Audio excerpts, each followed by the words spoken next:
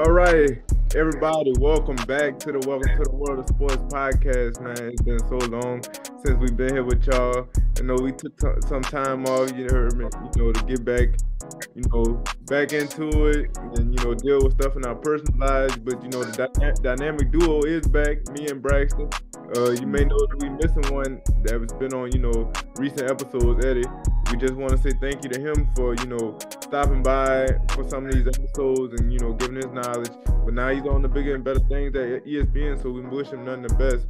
But, like I said, we back and I guess we could just hop straight into it. Let's talk some football, some basketball, get the audience back with it.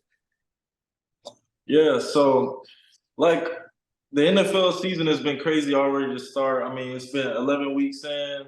It seems like the AFC, that's where we want to start today, is just crazy right now. The AFC playoff race, it's like you don't know who's gonna come out of the AFC. All of the teams are like almost a game or two away from each other. So right now, like, is that surprising to you? Did you think it would be this close coming into it? I kind of did, bro. I ain't gonna lie to you. I kind of did, but I also didn't think like I thought it was gonna be because when I before the season when I sat down and I thought about it, I was looking at the quarterbacks that they have in the AFC. You got to look at it. You got Josh Allen, you got Joe Burrow, you got Lamar Jackson, you got Deshaun Watson. That's three of them come out of one division. Then you got potentially Aaron Rodgers was supposed to be healthy, and then you got to look at Miami. You got to look at Houston now, of course, and you got to look at teams like Houston, Jacksonville. They could make a lot of noise. So I did kind of feel like it was gonna be tough and tight, going into it, but it kind of took me by surprise because now you see some of the quarterbacks that I mentioned, Joe and Aaron Rodgers, those two out for the season with injury. So I knew it was gonna be tough, but it kind of took a different turn than what I expected, if that makes any sense. Yeah, I thought the top teams would kind of just like show their will over the other teams to start off because it's like I expected a strong showing from Miami. I said Miami. Well, yeah, Miami. I expected a strong showing from Miami. I expected a strong showing from like Buffalo, but they not showing like they want to like take over the AFC. And then who else? Baltimore. I expected a strong showing from them. It looks like they're going to be primed to take it over. And then you got teams that's like you would have thought would have been the bottom of the pack. It's like they showing that they can come and win games, and like you said, my Texans doing good this year, so they in the hunt too. So it's like you really got to watch out for every team, which is crazy. I wouldn't say I expected it at all. Like I said, I thought that it would be a little bit more of a hierarchy, like the top teams would just be taking over. But with that said, who would you say is like the team that you think is going to win the AFC? Right now, bro, honestly, I would have to go with it's tough because I don't want to pick against Pat Mahomes, but I mean, them drops, and we're gonna get to that later in the show. But I mean, the drops, bro, is crucial for them if they want to have any success. I mean, and like people, the analysts and the experts mention all the time, this is the best defense Pat Mahomes has had, in his time being in Kansas City, and it's kind of, crazy now that the defense is stepping up and it's kind of the offense that we see is taking a step back. So I want to go with the Chiefs, but the drop passes are a concern for me. Right now, I would have to say Baltimore. I feel like Baltimore is just playing the best ball all around, defense and offense. Um, Cleveland could have made a case for that if Deshaun Watson wouldn't have got hurt, but now that he's hurt and out for the season, that kind of makes it a little different. So I'm gonna have to go with Baltimore just because I feel like they're the most complete team at the moment. And they're kind of a team that took me by surprise too, because I didn't think that they were gonna be this dominant, early on in the season. I thought they were gonna be like a average team, They were gonna get to the playoffs, but they're dominating right now, honestly. Yeah, I think the only thing that would stop them from getting it is if the Chiefs make a late run and just like possibly win out. Then you got a situation where the Baltimore is gonna have to like almost probably win out as well because they're like neck and neck now. The only thing that separates them is a bye, I believe. So I think the crazy thing is, if I had to choose, like you said, I don't want to choose against Mahomes. I mean, on this podcast, I've been, strong in my support for Mahomes, so I don't want to switch on that. But I think I gotta agree with you. I mean, when I see Baltimore play games, it's like it's levels to this. Like you'll see them play against, another, I guess, formidable opponent, and like you'll just see the levels and the different levels of quarterback. Like I feel like in this season we got to start giving Lamar Jackson his flowers. Like in the moments where we expect him to come up big, like he does that in these moments. So I feel like for the most part they have the best chance to win. But if I had to say who I would pick, I probably would pick the Kansas City Chiefs just because I think the little struggles that they're dealing with right now, I think somehow Patrick Mahomes will find a way to overcome them. But what do you think about that? I can agree with that. I would say to this, I would say about Baltimore though. The only thing that scares me about Baltimore is they've led in the fourth quarter in every game so far this season, and they've lost three of those games. So it's kind of like they could be undefeated. Well, three or two. I think it's three. Yeah, I think it's three. But they could be undefeated if they just learn how to, finish games. So finishing games is something that, concerns me about Baltimore. But like you said, as of right now, I gotta go with Baltimore, but you can't really count the Chiefs out because I mean they have easy fixes. Drops, you can fix drops, you know what I'm saying? So like it ain't like they got something they really need to fix. They just got to work on catching the ball. So I'm gonna go Ravens, but you can't count out the Chiefs for sure. Of those top teams, that's like in the top, I guess three or whoever comes out of the top of the AFC.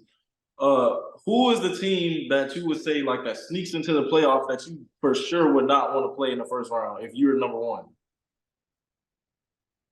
I gotta go. I gotta go Houston, bro.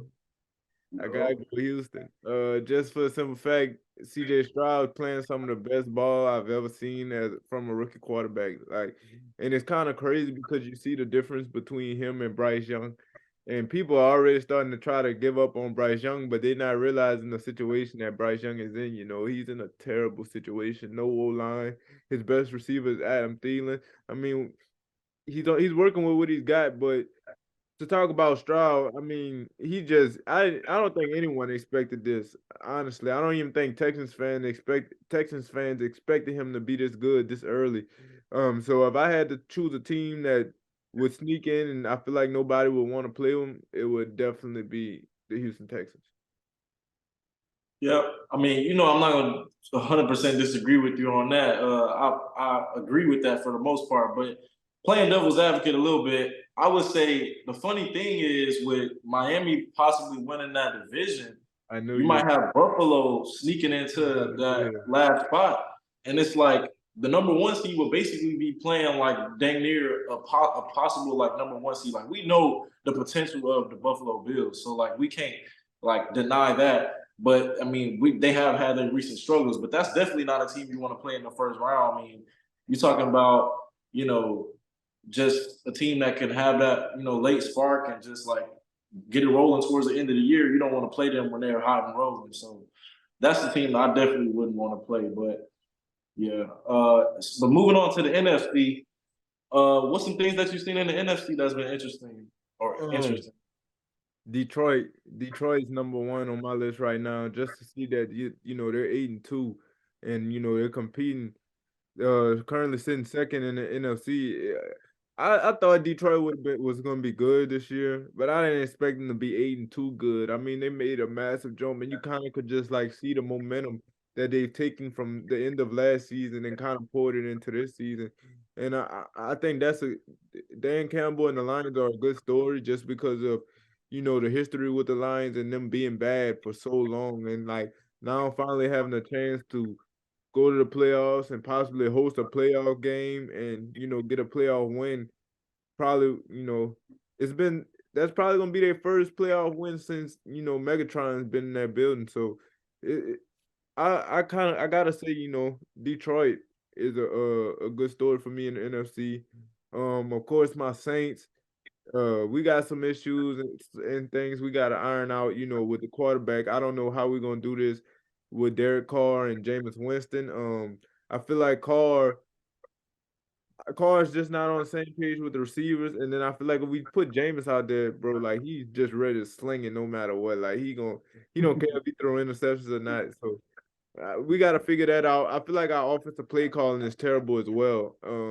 It's just a lot of stuff we got to deal with, and then we got injuries with Mike T and Marshawn Lattimore on top of that. So yeah, that and who else? Nobody else really surprised me in the NFC. Like talking about, all I gotta say is in regards to the Saints, if we don't win this division, bro, I'm gonna be highly upset. Like our division may be the worst division in football, and we struggling to win it, bro. With a 5-5 record, like come on, man. But yeah, that's what's really been surprising me most, or like what I've been checking out most with the NFC. I would have to say one thing. You said maybe the worst division. I think we can guarantee and say that that's the worst division right now. We got teams that like real bad records in that division. But I'm gonna give. I'm not gonna stay on y'all too long. But what I would say is the most surprising thing for me is that somehow, some way, the Minnesota Vikings are still in the playoff hunt. I mean, their starting quarterback, their main guy, Kirk Cousins, got injured and is out for the season. And somehow, some way, they bring in Josh Dobbs, and he like turns the whole kind of thing around. And like it's like I won't say turns the thing around, but kind of continue their path to the playoffs. I would say. I mean, they were looking kind of rough to start the season, even with the full talent. But I feel like he, propelled them. And most people probably wouldn't have even predicted that he comes in not even knowing the plays and still, making it work. And I know they lost this week, but I feel like there's big things to come in the future. So, and I think, with him being on many different teams this year, I think that's just like a big story in the NFL that's like, I won't say it's overlooked, but it's like kind of crazy to think about. Like, I think no matter what happens this season, he will be like a starting quarterback going forward next year. Like, even if Kirk Cousins returns, I think that he'll be starting somewhere, for sure. Yeah, Dobbs it has definitely been an interesting story to say the least. But I don't I feel like he would have to continue to play at that level for him to potentially get a starting job, just because he's been around the block. So I mean, he really got to prove himself. He's never really proven himself to be, a reliable quarterback, like a quarterback that can lead a team. Because he's bounced from. I think they say he's been to 7 teams throughout his career, so he's been around. But I feel like if he sustains that level of play that he's been playing at, this season, I feel like he can definitely get a job. I wouldn't be opposed to seeing him in Minnesota if if the connection with him and Justin Jefferson works out once Jettis gets back. You know what I'm saying? Because I feel like Kirk Cousins, even though Kevin O'Connell says he wants Kirk Cousins back, is really up to the front office. And I think that if Josh Dobbs plays well enough for you to keep him as a starting quarterback, why not go with a younger Dobbs, pay him less money than you would pay to a Kirk Cousins? You know what I'm saying? An older Kirk Cousins at that. So yeah. Yeah, I would agree with that. I also say I feel like he gives them another thing to look at on offense. Like when the play breaks down, I mean, in the previous times, Kirk Cousins, he couldn't really go off script and do different things. But with Josh Dobbs, I mean, he can, we've seen it like in the plays that he's been in at Minnesota, like the play would break down and he would make something happen. And it's like, it's a touchdown. And at the end of the day, that's all you want to do is win at the end of the day, whether it's pretty or not. So I feel like he gives them a different thing to look at and a different thing that they can like implement into their offense. So it'll be interesting to see what they decide in the offseason, but Yeah. I mean it's yet to be seen. 100%. But staying in the NFC, we saw a big game on Monday night. It was the Eagles versus Chiefs, Super Bowl rematch. I mean, we saw how the Super Bowl ended, and it was crazy. We didn't get to see who would have that, last possession and see what would happen, and we got a chance to like, I guess get some what's the word I want, like some clarity, I guess. And the Eagles this time may prevail, but it was a little I won't say controversy, but like it was a little tainted. I mean, we seen a beautiful throw from Patrick Mahomes and Marquez Valdez-Scantling couldn't bring it in. I mean, what do you have to say about these weapons around Mahomes? Like, do you think it's Mahomes? Do you think he needs to be better, or do you think it's just like the situation? Mahomes will tell you, if you ask Mahomes, he'll tell you he needs to be better. But anybody with two eyes, I mean, Stephen Wonder could see that it ain't Mahomes. It's the receivers, bro. Since game one against the Lions, we've seen these receivers drop passes, whether it's Tony, Sky Moore, MVS. Like they just drop passes, and you can honestly tell that I ain't gonna say they're missing Tyreek because I don't think that's the case since they won a Super Bowl without him. But like you can kind of tell that they don't have a bona fide receiver in that receiving group that's gonna go out and make the plays when Mahomes need him to make the plays, and that's really what's kind of hurting them. Like they have mediocre to above like I don't even think that those receivers in that room are above average. Besides Miko Hardman, who's been there in the system, but I mean, he hasn't really made an impact since he's been back in Kansas City either. So I mean, I think it's just these receivers got to get on the same page with the ball and start catching these passes. Once that happens, the Chiefs are going to be the same old Chiefs that we've been seeing.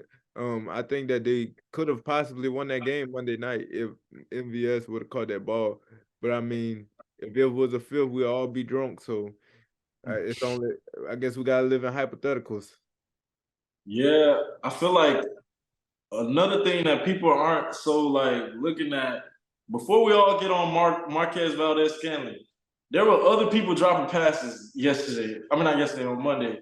It was like, I mean, you had a key drive where Travis Kelce goes. I mean, this ain't a drop, but he was in the red zone. This is a chance for them to go up, and he fumbles the ball.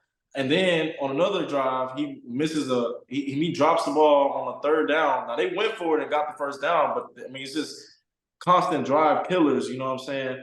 And Yeah. so I feel like it's a collective thing. It's not just like one man to blame here. This is a thing where they all have to fix it. And I think, in the offseason, they really got some questions to answer on what they want to bring in, if they want to bring in another wide receiver or not. But I think, Mahomes is doing the best he can with the options that he has, but I think it's gonna cost them in the future. I think you can only overcome so much. And in certain times, you need these players to step up and make plays. And that was a situation where Scanlon could have made the play and he just didn't make it. And so that's the difference between moving to the next round and not. So I feel like, if they can't get this together, it's going to be tough for them in the AFC.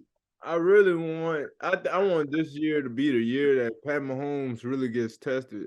And when I say that, I mean people might think I'm crazy when I say get tested, but like I told y'all in the group chat the other day, he's never played a road playoff game in his career. Like all his playoff games, all his roads to the Super Bowl have been through Arrowhead. So I want to see if he's still that dude being able to go on the road and win a playoff game. You know what I'm saying? Because that road atmosphere is different when you I mean, that playoff atmosphere is different when you're on the road. You know what I'm saying? But especially in a place like Baltimore or like I don't know. I feel like going play in Miami with the Heat could kind of play a factor in the Chiefs making it to a Super Bowl. But I just really want to see Mahomes on the road in a playoff game. That's what I really want to see. So they could shut up all that noise about him, man. They get on my nerves about Mahomes, dog. Hey, you know what's gonna happen though. If you win another Super Bowl with this talent, it's gonna be just adding to the legacy even more. So either way it goes, it's somehow they make it about Mahomes. But I mean, he is great, so we have to give him his credit for that. Yeah, facts. But it was also some more drops in the Chargers versus Packers game. We come down to the wire, and Justin Herbert gives his receiver a chance, and it's third down, I believe, and he couldn't haul it in. What do you make of this? Do you think Justin Herbert is as good as people say, or do you think that it's another situation like Mahomes where the receivers just got to be better? Justin Herbert is definitely as good as advertised. I will say that his receivers also got to be better. Keenan Allen missed a catch that would have put them up. I think it was a touchdown catch he dropped. Also, Quentin Johnson, he would have walked in the end zone if he'd have caught that pass late in the game. He was wide open, bro. But I also think that the Chargers' issues are much more than just their receivers. Like the coaching is terrible. The head coach makes terrible decisions to go for it when they shouldn't, costing them the game most of the time. I feel like their defense has led them down tremendously. Which was your head coach's calling card? He was supposed to be he was a defensive coordinator. So does he come and take this job and y'all rank 31st in pass defense? I mean, it's terrible. I think 31st in total defense too. It's terrible, bro. And for the names that they got on that for the names that they got on that defense, bro. You're looking at Derwin James. They had J.C. Jackson. They got Khalil Mack. And they got Joey Bosa. Like, there's no reason that this team should be 31st in total defense. So I feel like the Chargers' issues are much more than just drop passes for sure. Yeah, I would agree with you. I feel like you look at this team, you would think that just by the names alone that they would be a little bit further along. And then I think my biggest wish is that I want Justin Herbert to play some meaningful football. Like we've seen him, kind of scrape into the playoffs or like try to make it to the playoffs, but we haven't seen him in those moments like against, I kind of want like one of those matchups where we see like Josh Allen and Patrick Mahomes, like just two good quarterbacks going back at it. Like, I mean, that's what I want to see. Because I personally, I look at him, I think that he's great. I think that he's good, but like, and do I think that he's better than these other quarterbacks that we have listed in those top 10 quarterback conversations?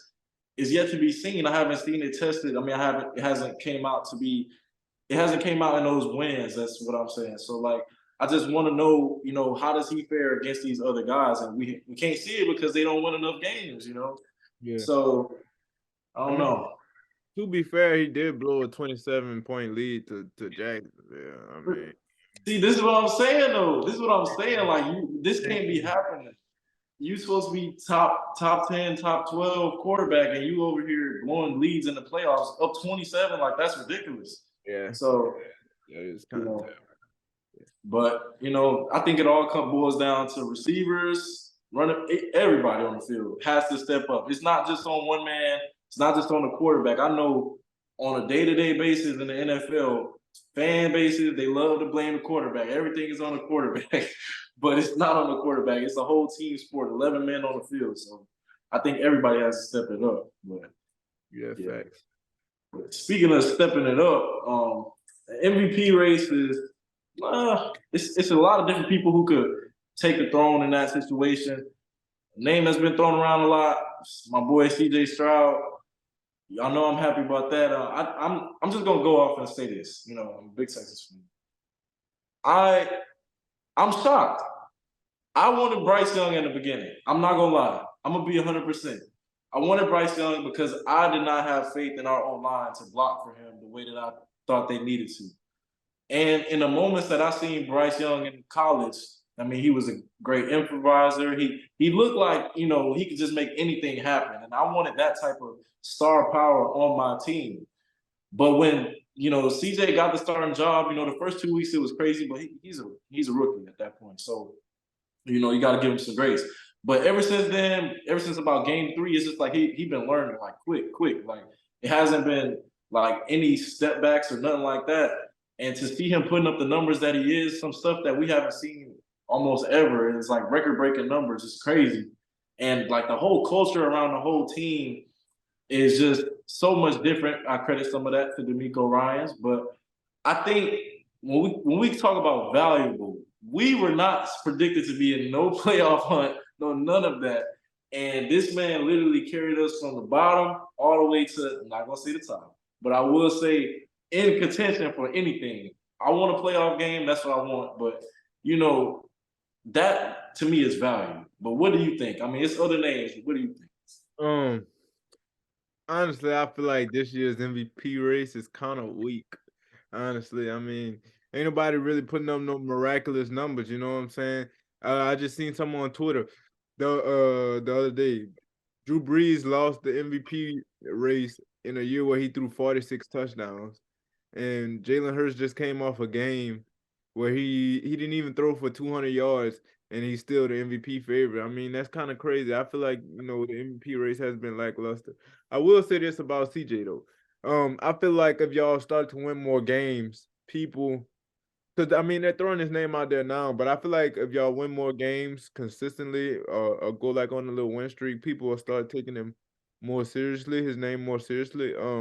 But right now, I will say he's a lock for offensive rookie of the year. 100%. No rookie is playing as good as him. Uh, so yeah, I just feel like he's a lock for that. But MVP, I think we gotta dial it down and just see just a smidge. I ain't gonna say dial it down all the way, just a smidge, just to see if they're able to put some wins together, and be able to make a playoff run. If they make a playoff run, I would say yeah, because he's been playing pretty good. He's been playing real good. Besides that, that 3 interception game he had last week, which he still played pretty good and he still played well. So I mean, yeah, that's why I stand on it. I respect that. I respect that. That 3 interception game, it was a little concerning, but the amount of picks that he was throwing and like how frequent it was coming. But what I will say is, I mean, I feel like he won't let it happen again. He's one of those type of people. He sees it once, he won't let it happen again. But what I will throw another name out there, Tyreek Hill. What do you feel about him being MVP? Uh, at first, yeah, because he was going crazy, but like he dialed it down a little bit. He ain't really had like a 200-yard game. Kansas City really held him, contained him. So I don't know. It's hard. The MVP nowadays is a quarterback award, anyways. I mean, they might as well just give it to the quarterback because I mean Justin Jefferson had a crazy year last year, and they gave the MVP to who? Aaron Rodgers. Did Aaron Rodgers win it last year? Yeah, and Justin Jefferson got Offensive Player of the Year. So I mean, yeah, it's pretty much a quarterback award now. But I would like to see somebody else other than the quarterback win it one of these times before I leave the dirt for sure. Yeah.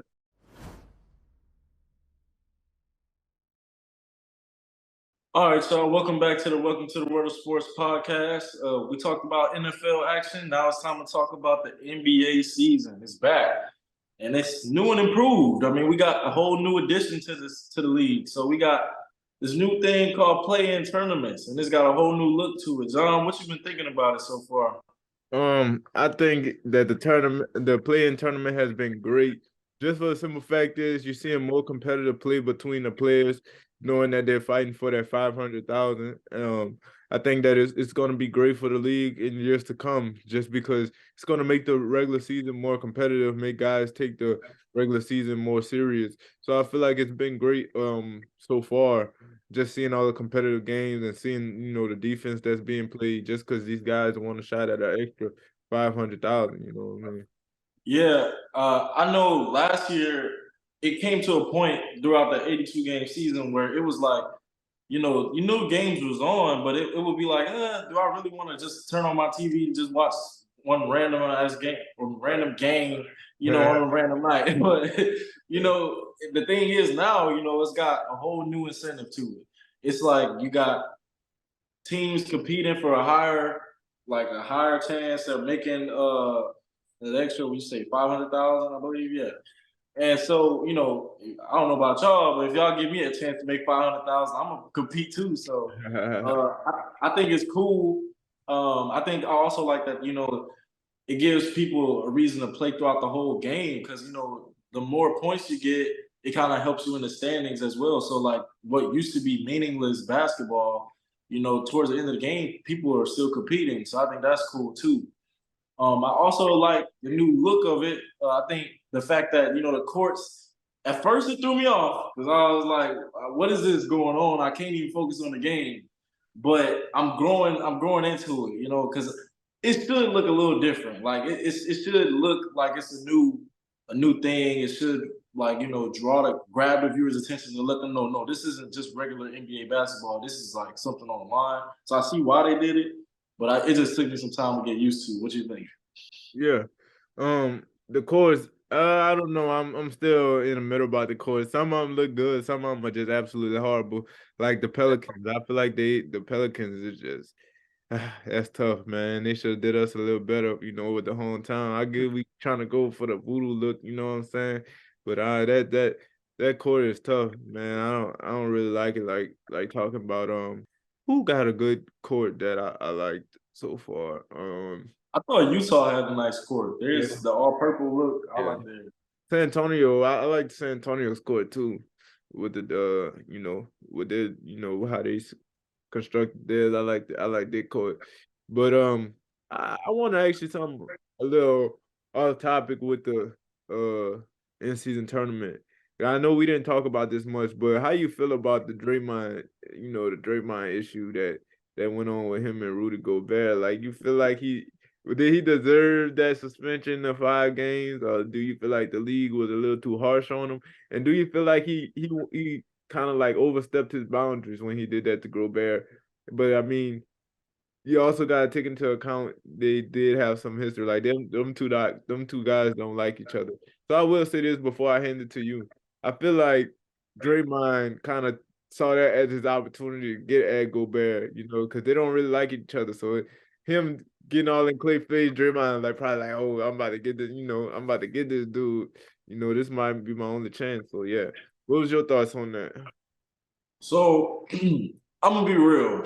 I'm done caping for Draymond Green. Like at first, I was like when this first started happening, I was like the refs be just on Draymond. Draymond didn't even do that. Like he was just trying to be competitive. But like it's getting to the point where like I think he letting the whole Jordan Poole stuff go to his head. He thinking he like this person who just beating up on people, and he think he tough or something like that. And like in this situation, I totally agree with you. It was no reason. They talking about Clay. He had his hand around Clay's neck or something like that. It was not to the point where he had to go and put Rudy Gobert in a dang headlock and like just be like have him like this. Like that's crazy. Right. And in the NBA game, like you got kids watching and he doing this type of stuff. Like that probably was a talk of the town at school the next day. Like kids looking up to the NBA players, and the NBA doesn't want stuff like this to be going on. So I think he took it a little too far, and you can't really defend him in this situation. Now you could say, hey, like he defending his boys, you know what I'm saying, and that could be a big reason why they keep him on the team. Like you need that enforcer. But I think it's getting to the point where it's a little bit too much enforcing and not enough playing. Because if we be for real, what is Draymond's value to this team? We still trying to figure that out. I mean, they let their second best scorer go, and they got off to a little bumpy start to the season. So I think you need to focus more on playing and not trying to be this, evil villain. I'm finna beat you up type guy. Like that ain't what we need. Yeah. My next question for you would be, do you feel like their championship window has closed? Like, you think they're done winning championships? I think it closed the moment they sent Jordan Poole to Washington. That's This interesting. new rendition of the Warriors is just not going to do it. They don't have enough explosiveness. Play is sometime he only go off or have a good game when it seemed like we playing the Rockets because he went off on us the other day. He had I wouldn't say went off, but he had some good shots. And it's like they don't really have. I don't really think this team has the identity. Like previous Warriors teams, like they would move the ball and stuff like that. And it just felt like it was beautiful to watch. But this team, it just feels like they go out there and they just try to compete and they trying to still figure it out. It's early in the season, so I will give them grace. But as far as championship teams, there's too many good teams. It would Yeah. surprise me if they make it out the second round. The West is tough. So I don't feel like they're a championship team. They're definitely a playoff team. As long as you got Steph Curry on your team, you're gonna always be a playoff team. It's just the nature of it. But I don't think that they're a championship team, at least not this year, anyways. Just for the simple fact, bro, the West is stacked, man. You gotta go through Denver, you gotta go through the Lakers, you gotta go through the Clippers, you gotta go through, man. They stacked, bro. They stacked. Yeah. I don't know. It's gonna be tough for him for sure. 39 years young, man. LeBron still putting up good years, Oh, good numbers, Jays. good points. I'm just saying, man. What you think of his start to the season? I mean, it looked like he's Man, not slowing down. honestly, bro, the way he been playing is kind of like you kind of wonder if this dude gonna ever retire, bro. Cause like he just been playing out his mind. 39 years old, bro, and you still going out there dropping 37 on these young bucks, bro. I mean, that's crazy, bro. And being able, and I'm really, me and Eddie talk about this all the time, bro. But I'm really so mad at AD for having this man at 39 years old having to carry the team night in and night out, bro. Like I just think that it's remarkable what Brian's doing, being able to shoulder that load. And, coming into the season, they tried to talk about Brian was going to play 30 minutes a game. You see how that's playing now. He over here playing 35, 37 minutes a game because that's really the only chance we got of winning because AD. Some nights you never know what you're gonna get from him, honestly. Some nights he gonna come in, he might drop 40. The next night he might come in and give you 15. It's like, where's the drop off from night to night? Like, why am I seeing two different players, bro? So I just think that just gives more credit to Brian to be able to shoulder the load at 39 and be able to carry this team. But AD got to step his game up for sure, bro. Ain't no reason you should be this inconsistent night in and night out, especially a player your caliber. I hope you enjoyed this episode, our first episode back after what, like a 2-3 month hiatus, bro. So you heard me. Me and Braxton now gonna be giving it to y'all. We try to do this at least once a week for sure, per usual. Thank y'all for sticking with us, and until next time, keep us locked at the #1 sports podcast in the world. Welcome to the world of sports, baby. Thank you.